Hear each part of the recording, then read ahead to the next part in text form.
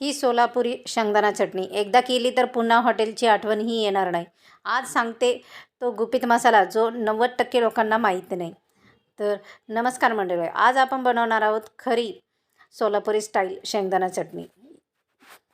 की भाकरी, ज्वारीची भाकर, पिठलं, वरण भात सगळ्यांना मागे टाकेल.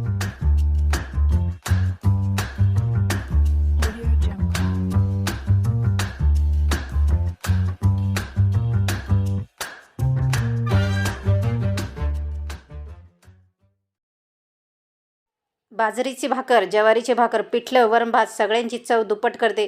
व्हिडिओ शेवटपर्यंत बघा, कारण शेवटी आहे एक खास ट्रिक. साहित्य लागणार आहोत: भाजलेले शेंगदाणे, 1 वाटी लसूण, 7-8 पाकळ्या लसणाच्या, लाल तिखट, 1 चमचा जिरे, 1 चमचा चवीनुसार मीठ, गुपित घटक म्हणजे थोडंसं भाजलेलं तीळ, फक्त अर्धा चम्मच, जेणेकरून आपल्या ह्या शेंगदाण्याच्या चटणीला अतिशय चविष्ट बनवते.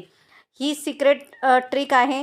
यामध्ये शेंगदाण्याच्या चटणीमध्ये नक्की भाजलेले तीळ टाका, जेणेकरून आपल्या शेंगदाण्याच्या चटणीला अतिशय दुपटीने चव येते. तर हे सर्व साहित्य तेलामध्ये व्यवस्थित परतून घ्या, म्हणजे आपल्याला व्यवस्थित क्रिस्पी होतं. लसूण, शेंगदाणे ऑलरेडी आपण भाजून घेतलेले, ते देखील हे आपल्याला तेलामध्ये छान असे परतून घ्यायचे आहे व्यवस्थित, व्हिडिओमध्ये दाखवल्याप्रमाणे. त्यानंतर कढईमध्ये थोडं तेल गरम करून त्यात लसूण, जिरे हलकेसे भाजा, कोथिंबीर घाला. मिक्सरमध्ये शेंगदाणा, लसूण, जिरे, तीळ, तिखट, मीठ, कोरडी चटणी वाटून घ्या.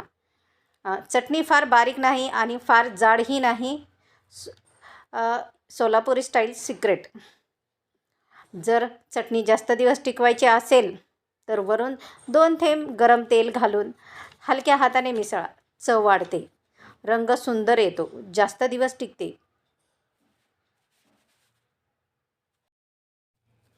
हे बघा, आपण जे सर्व साहित्य घेतलेलं आहे ते सर्व साहित्य व्यवस्थित भाजून घेतलेलं आहे. थोडंसं शेंगदाणे थंड होऊ द्यायचे आहे. थोडं थंड झाल्याच्यानंतर मिक्सरमध्ये कोरडी चटणी वाटून घ्यायची.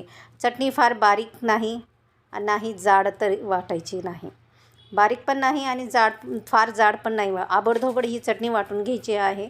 आणि हीच सिक्रेट ट्रिक आहे या सोलापुरी चटणीची, जेणेकरून जास्त आबडधोबड ही शेंगदाण्याची चटणी असते सोलापुरी स्टाईल. तर वरून थोडंसं ते चटणी जास्त दिवस जर टिकवायची असेल तर थोडंसं गरम तेल हलक्या हाताने मिसळा, जेणेकरून शेंगदाण्याच्या चटणीला मिसळा, त्याची चव वाढते, रंग सुंदर येतो, जास्त दिवस टिकते. तर ही सोलापुरी चटणी एकदा केली की तुमचे घरचे म्हणतील ही चटणी रोजच हवी आहे. तर ही जर चटणी आवडली असेल, रेसिपी आवडली असेल तर चॅनलला लाईक, शेअर, कमेंट करायला विसरू नका आणि लवकरात लवकर सबस्क्राईब करायला विसरू नका.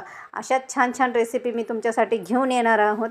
तर सुनंदा रेसिपी चॅनलला सबस्क्राईब करा, बेल आयकॉनची घंटी प्रेस करा आणि तिथे ऑलचं बटन असतं ते देखीलही प्रेस करा, जेणेकरून माझ्या नवीन नवीन रेसिपी सर्वात अगोदर तुमच्यापर्यंत पोहोचेल. आणि चॅनलला लवकर सपोर्ट करा मैत्रिणींनो.